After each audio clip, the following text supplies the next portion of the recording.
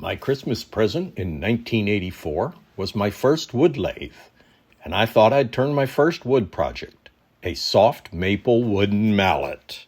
For 21 years, this mallet did a great service in my woodshop, but now it's time to replace it.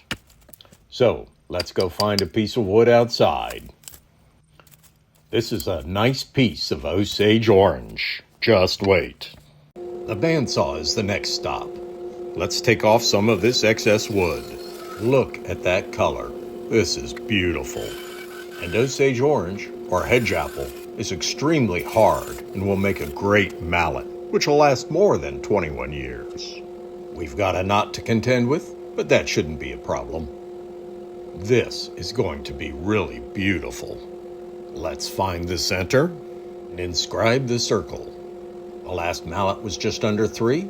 This one's going to be about 4.5. And Hedge Apple is heavy, so this is going to be a great mallet. Before I start turning, I always like to sharpen and put a new edge on my tools. This is the sharpening station I built, which helps me do these lathes.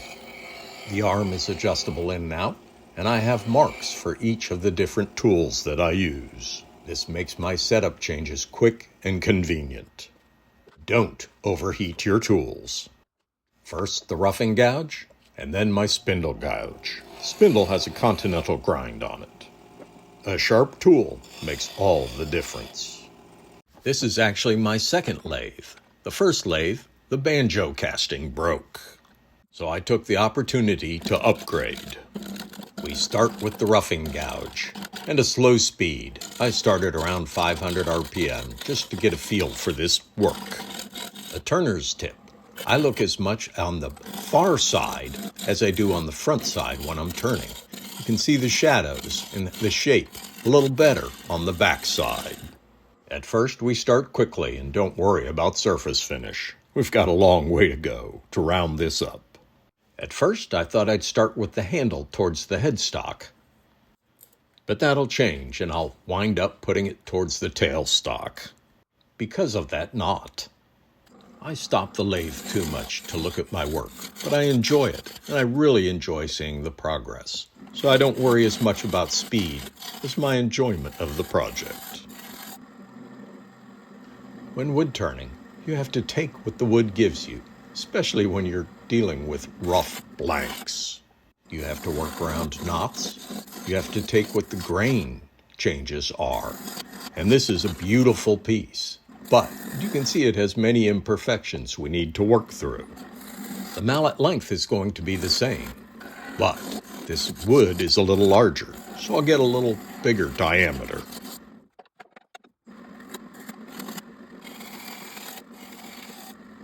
And now to the bedin, or the parting tool, to square up both ends. I love to turn. And I love to see the shavings come off a nice piece of wood. I could have used the calipers and set the depth, but I was enjoying turning this. It's such a beautiful piece of wood. Back to the spindle gouge. Look at those shavings. The important thing about the handle is how it feels in your hand. I like the old feel. So I'm trying to make the shape approximately the same. The handle barrels out a little bit in the middle, and that helps me hold on to it. I wanted to keep that shape in the new mallet.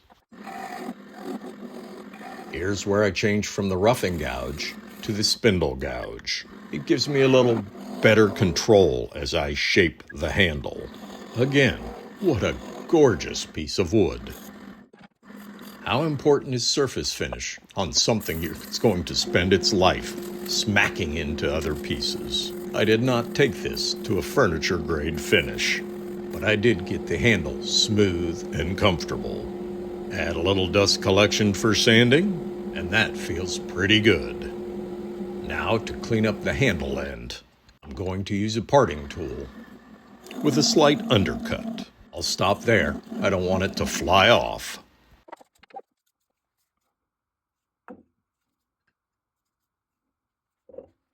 Every woodworker has cans of parts.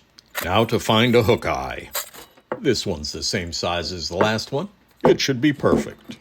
Let's cut off the nub on the handle end. Oh good, I get to use the mallet one more time. Again, look at that grain. And this wood, Osage Orange, is much heavier. Even though it's larger, the wood is heavier. Now we drill a pilot hole and put the hook eye in. Here's a tip. Put something through it and it makes it easier to turn. If the soft maple mallet on the right lasted 21 years, I think this Osage Orange mallet is going to last forever. Time to hang it up in its new home. This has been a fun project with a beautiful piece of wood.